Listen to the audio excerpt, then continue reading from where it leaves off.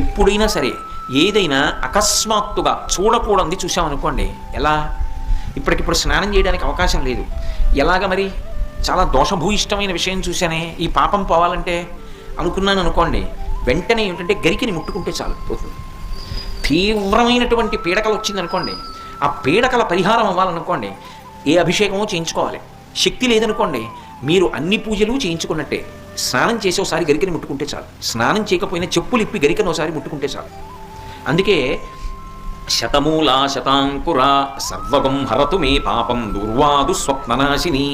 ఓ శతమూలా శతాంకుర, నువ్వు అనేకమైన వేర్లతో ముందుకెడుతుంటావు, అటువంటి అంకుర నిన్ను ముట్టుకుంటున్నాను. దీనివల్ల ఏమవుతోంది?